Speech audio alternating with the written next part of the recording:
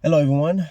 Thank you for tuning in to another message of mine. The title of my message for today is You May Not Come Back. Yes. So, we all know the story of the prodigal son, the son who one day woke up and he told his father, "Hey, listen, I want my share of estate. I want you to give me my portion of inheritance." And so, in a way, that was a little bit disrespectful.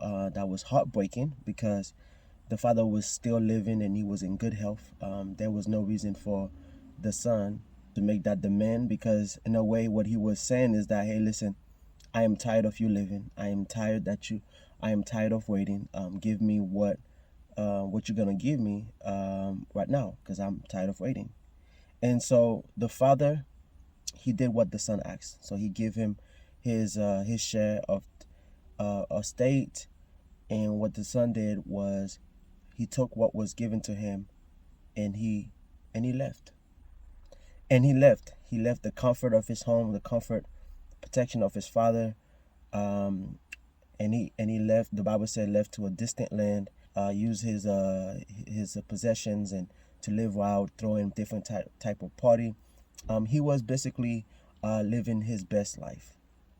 Now, after a while, when he started running the things that he have started running out, he realized that the life that he was living out there was worse than the life that he could be living with his father as a servant, as a servant. And so what he did was he decided to return back to his father because he wanted to not return back to his original state as a son, or to take his spot or to gain more from the father, but he wanted to go back so that he can work as the regular servants, because the regular servants do have a decent life living with the father. And so he went back to the father. And on his way back to the father, before he even got to the house, the father saw him, and the father was so happy, so that the father ran to meet him halfway, and threw his arm around him, give him a hug, asked his servant to bring his best robe, and asked them to prepare a party for the son, and to show how happy or how excited he was that he returned back. And throughout the whole process, the father did not blame him. The father did not criticize him for leaving, but all the father did was accept him. Didn't talk about his past, what he did, just accept him. And when we look at this story, it's basically an illustration of the type of love that God has for us.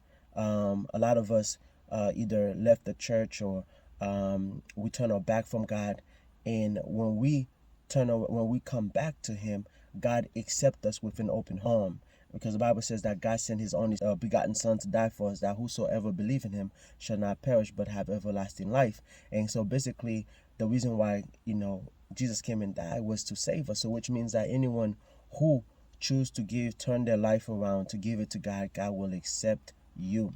Now, as we can see with the prodigal son, he was able to leave the house and then come back and receive a warm welcome back. Now, that's the same thing with God. You leave God, but if you choose to come back, God is going to accept you with an open arm. But what I want to say is that we should not continue. We should not take the chance. We should not take the chance of leaving God or turning our back from God and expecting to receive the same treatment that the prodigal son had. Because the truth of the matter is, even though God is willing to accept you back, it doesn't mean that if you leave God, if you leave the church, that you will most likely make it back to God. The prodigal son had the chance of making it back to God, but you may not make it back to God. And one of the reasons is you don't know what tomorrow hold. You might wake up today, and tomorrow you are gone. We don't know if we're gonna live to see another minute or another hour or even another day. So the minute you leave God, the minute, let's say, you leave the church and you go out there and you say, I'm just gonna go out there and just indulge myself, or in secular things, then afterward I'll come back to God. What may happen is you may end up losing your life. You may end up losing your life in the process, which means that you didn't get the chance to return back to God. But then again, the Bible says in Matthew chapter 12, verse 43 through 45, it says that when an evil spirit, an impure spirit, leave a person, and it wanders around looking for a new place or a new home. And if it cannot find a new place or a new home, it it will decide to return back to the old place. And when it return back to the old place and find that the house is unoccupied and that it's clean and swept and all nice, what it does is it goes get seven other wicked spirits that are stronger than it, so that it can come back and live in the house. And then in the state that the person was before is worse than how they were before. What am I saying? I'm saying that a lot of time God save us from our old life. God save us from our old old situation, our old sin, our old addiction, and we choose to go back to it, thinking that, hey, listen, I can break the cycle, or that I can come back. And the truth of the matter is, you may not come back. Not only that you can, you have there's a possibility that you might die in the process, but you might be so possessed that the devil might have you so hooked that the thought of even returning back to God is not doesn't even cross your mind. It might end up being so hard for you to even think about returning back to God, because you might be so trapped in the arms, in the hands of the devil, that you don't even think about it.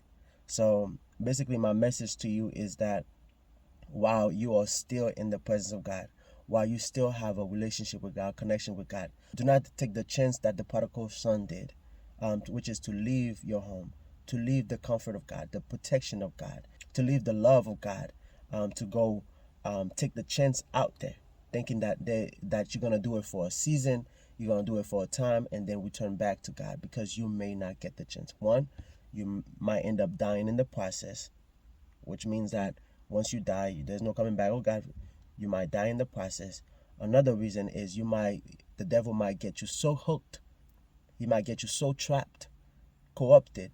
He might get you so, he might take you so far away from God that the thought of even turning back to God may not cross your mind. That he might offer you so much things out there that you don't even think about God. So while you are still in God, do not take the chance. Do not take the chance of stepping away from God, thinking that you will come back, because it may not happen. You may not come back. Okay? So that was my message for today. See you next time. Peace.